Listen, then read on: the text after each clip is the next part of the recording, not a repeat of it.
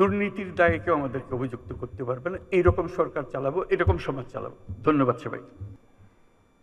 আন্তর্জাতিক সম্প্রদায় চাই আমরা দুর্নীতিমুক্ত হই, কারণ দুর্নীতিমুক্ত না হওয়া পর্যন্ত আমার সঙ্গে ব্যবসা বাণিজ্য কিছুই চলছে না।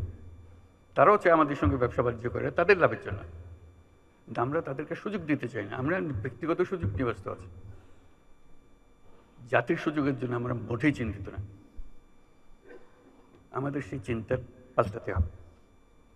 কাজে অনুরোধ, আজকে যারা সরকারের কার্যক্রমে আছেন, কিন্তু সরকারটা হলো গোড়া, দুর্নীতির গোড়া হলো সরকার, সেখান থেকে সরকার বিস্তৃত হয়। কাজে এই সরকার যদি দেশের উপকারে আসতে চায়, তাহলে এটার থেকে আমাদেরকে মুক্তি দিতে হবে। সেই আবেদন আজকে করব যে আমরা থাকা অবস্থায় আমরা যেন প্রতিটি ক্ষেত্রে অনলাইন সার্ভিস যেগুলো তৈরি আছে, ভবিষ্যতে তৈরি হবে সেগুলোর কথা বলছি, যেগুলো তৈরি আছে এটা 100% আমরা ইমপ্লিমেন্ট করে যেতে পারি।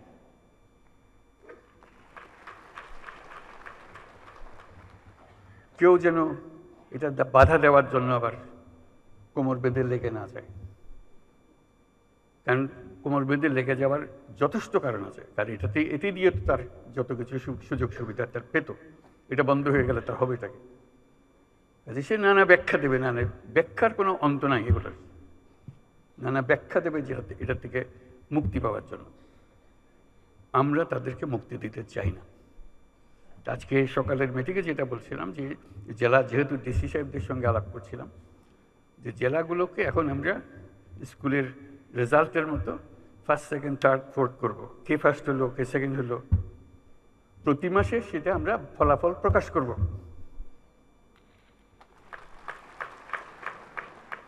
কিচ্ছু না, সাধারণ কথা, যে আপনার জেলায় করদানে অমুকে অমুকে কত শতাংশ এখন অনলাইন হচ্ছে।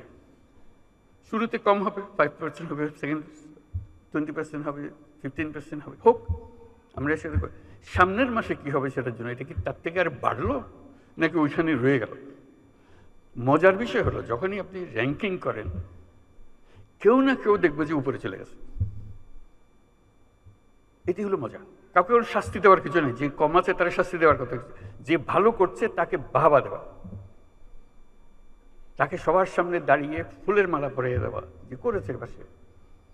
তখন আরেকজনের মনে ঈর্ষা জাগে, ওর থেকে আমি অনেক ভালো করতে পারি, আমি করবে আবার দেখিয়ে দেবো কী করে করতে হয়। ওই দেখিয়ে দেবার মেজাজটা যেন আমরা অর্জন করতে পারি। ওই র্যাঙ্কিং প্রতি মাসে আমরা এটা ফলাফল প্রকাশ করতে চাই। সবাই তার বন্ধু বান্ধব সব জেলা দেখবে কে কোন জেলা ফার্স্ট হলো, কোন জেলা সেকেন্ড হলো, কোন জেলা থার্ড হলো। যারা উপরে থাকবে তাদেরকে আমরা অভিনন্দন জানাবো, যারা নিচে গেলো তাদেরকে উৎসাহ দেবো যে দেখো, চেষ্টা করে দেখো আর একটু উপরে উঠতে পারে কিনা। গতবার তো তুমি ভালোই করতেছিলে, আবার নিচে নেমে গেলা কেন, কী হয়েছে আমাদেরকে বলো, তোমার কি সাহায্য করে, যাতে করে আস্তে আস্তে ওই 100%-এ চলে যেতে পারে। অর্থাৎ আমার জেলায় যে কোনো জায়গায় যেখানে আমার অনলাইনের সিস্টেম আমাকে দেওয়া হয়েছে, আমি 100% এটা ইমপ্লিমেন্ট করেছি। এই প্রতিজ্ঞা আমরা আজকের সবাই নিয়ে নিলাম। এটা শুধু আমার অনুরোধ, আমরা থাকতে থাকতে করে ফেলে, যেহেতু আমাদেরও একটা আগ্রহ আছে জিনিসটা করে যাওয়ার, আপনাদেরও নিশ্চয়ই আগ্রহ আছে দেশের এই বড় কাজটা করে যাওয়া। কারণ এটা হলো লোহার ফটক, এটা অতিক্রম না করলে উন্নতি বলেন কি বলেন কিচ্ছু আসবে না, কিচ্ছু হবে না। সম্মান, উন্নতি, যাই কিছু বলেন, কিচ্ছু হবে না। এটা ভদ্র লোকের সংসারের মতো হতে হবে, যে আমরা দুর্নীতিমুক্ত জাতি।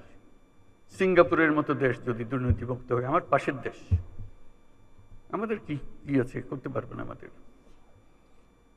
আমরা পারবো যদি আমরা সবাই মিলে এই কাজটা, আর কিচ্ছু না, শুধু একটা জিনিস বলতে চাই, আর বহু জিনিস আছে, বহু কাজ আছে যেখানে দুর্নীতিতে ডুবে আছে। আমরা শুধু একটা জিনিস, অন্যগুলো চেষ্টা করব কিন্তু হয়তো পরিষ্কারভাবে ধরতে পারবে না কোথায় কী হচ্ছে, কিন্তু এটাতে আমরা পারব। এটাতে শুধু অনলাইন সার্ভিসটা প্রোভাইড করা, এটাতে সফল হলে দেখবে যে আরও উৎসব আসবে। বহু রকমের বুদ্ধি আছে, দুর্নীতি কেবল আমাদের দেশে না। এবার জাতিসংঘের বৈঠকে যখন আলাপ করছি, তখন এক বৈঠকে ইউরোপিয়ান ইউনিয়নের যিনি প্রেসিডেন্ট উর্সুলা, তার সঙ্গে আলাপ করতেছিলাম। বললাম যে আমরা দুর্নীতিতে সাংঘাতিক অবস্থায় আছি, আমাদেরকে সাহায্য করতে হবে কিভাবে আমরা দুর্নীতি থেকে মুক্ত হব, কি কি মেকানিজম আছে, কি কি টেকনোলজি আছে যেগুলো আমাদেরকে দেখিয়ে দিতে হবে। উনি হাসলেন, বলে সমস্যাটা শুধু একা তোমার না। আমি যে কেন? বলে এই সমস্যা তো আমাদের ইউরোপিয়ান ইউনিয়নেরও। আমি খুব অবাক হলাম, আমাদের সমস্যা কোথায় আর ইউরোপিয়ান ইউনিয়নের সমস্যা কোথায়? উনি বললেন যে দেখো তো আমাদের বিরাট অসংখ্য দেশ, 27টা দেশ। এই 27টা দেশ যখন আমরা তাদেরকে প্রথম ইউরোপিয়ান ইউনিয়ন শুরু করে একজন একজন করে নিতে হচ্ছে, ঢুকাতে হচ্ছে, এবং আমাদের প্রথম প্রতিজ্ঞা হলো ধুয়ে মুছে পরিষ্কার না হওয়া পর্যন্ত ওইটাকে আমরা ইউরোপিয়ান ইউনিয়নে ঢুকাবো না। এখন যেদিকে যাই সব ভর্তি, দুর্নীতিতে ভর্তি। কাজে আমার ধোয়া মোছার কাজ করতে গেছে।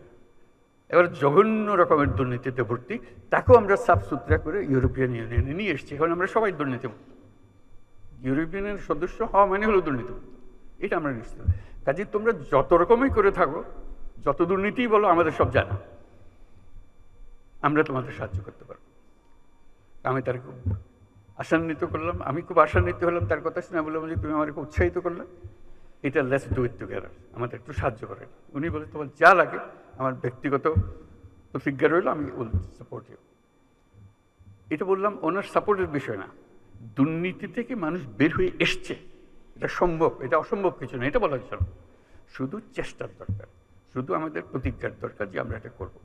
এটা ছাড়া আমরা যত মিষ্টি কথাই বলি সব অসার। দুর্নীতি থেকে আমাদের বের হতে হবে এবং শিগগিরই হতে হবে, অপেক্ষা করলে হবে না। অপেক্ষা করলে এই আমাদের সমুদ্রও কোনো কাজে লাগবে না, আমাদের পর্বতও কোনো কাজে লাগবে না, আমাদের তরুণদেরকে আমরা জাহান্নামে ফেলে দিলাম, তারা কোন জাহান্নামে চলে আসলো, এটা কারো মুক্তি পাবে না। এই দুর্নীতি যে কত রকম, আমি শুধু দু একটা বিষয় সম্প্রতি অভিজ্ঞতা অর্জন করেছি বলে বলছি। আরব আমিরাতে গেলাম, সংযুক্ত আরব আমিরাত। আমাদের লোকের কাহিনী বর্ণনা করছিল তাদের অফিসে, বলছে আমরা তোমাদের কোনো ডকুমেন্ট আমরা বিশ্বাস করতে পারি না, এত ভুয়া। কাজের লোক হয়তো সে, কিন্তু সে সার্টিফিকেট নিয়ে এসছে মেডিকেল ডক্টরের সার্টিফিকেট। জলজন্ত আমরা দেখতেছি ডাক্তার হতেই পারে না, দেখা যাচ্ছে ডাক্তার না সে, কিন্তু সার্টিফিকেট নিয়ে এসছে ডাক্তারের সার্টিফিকেট। ওই ডাক্তারের সার্টিফিকেট নিয়ে চাকরি নিয়ে এখানে এসছে। আমরা কতটা বাছাই করবো? আমরা লজ্জায় মাথা হেঁট হয়ে যায় যে আমরা এটা কিছুই করতে পারতেছি না।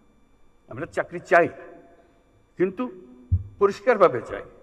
এরকম ভুয়া একজন যে চাকরি দিচ্ছে, তাকে আমি নিজেকে ডাক্তার বলে পরিচয় দিয়ে গেলাম, আসলে শেষ পর্যন্ত গিয়ে চাকরি দিব কোথাও, শুধু এখানে পার হওয়ার জন্য ডাক্তারের সার্টিফিকেট তার দরকার হয়েছে। এবং আমরা কেউ না কেউ তাকে এই সার্টিফিকেট দিচ্ছি, নিশ্চয়ই অর্থের বিনিময়ে দিচ্ছি। এবং এখানে বহু আছে, সে তো এজেন্ট আছে, সেই জোগাড় করে দেয়। শুধু একটা এজেন্ট না, এরকম বহু এজেন্ট আছে। এবং এইভাবে আমাদের বহু মেয়ে মধ্যপ্রাচ্যে হারিয়ে যাচ্ছে, নিয়ে গেছে, কিসের মধ্যে ফেলে দিয়ে আসছে কেউ জানে না। হিউম্যান ট্রাফিকিং এর কি বিষয়, বিভৎস বিষয়। এবং মেয়েদের জন্য আমাদের মেয়েরা যাচ্ছে, তার কি অবস্থায় ফিরে আসছে, যদি সশরীরে ফিরে আসতে পারে, কত লাশ কোথায় চলে যাচ্ছে সেটারও কোনো হিসাব নেই।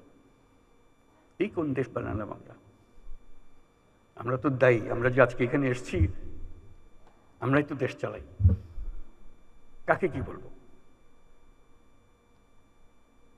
আমাদের নিজের কাছে, নিজের সন্তানদের কাছে আমরা কি জবাব দেব যে কাউকে আমরা রক্ষা করতে পারছি না? এই মৃত্যুর জন্য, এই ট্রাফিকের জন্য আমরা দায়ী না? আমরাই তো দায়ী, আমরাই তো সহজ করে দিয়েছি তাকে যাওয়ার জন্য। এটা অসংখ্য কাহিনী, এগুলো আপনারাও জানেন, বহু জানেন। আমি একত্রের কথাগুলো বললাম যে এটা এই ভীষণ রোগ থেকে আমাদের সারা গায়ে ঘা, এটার থেকে মুক্ত হতে না পারলে কোনো দিকে অগ্রসর হবার আমাদের উপায় নেই। আমাদেরকে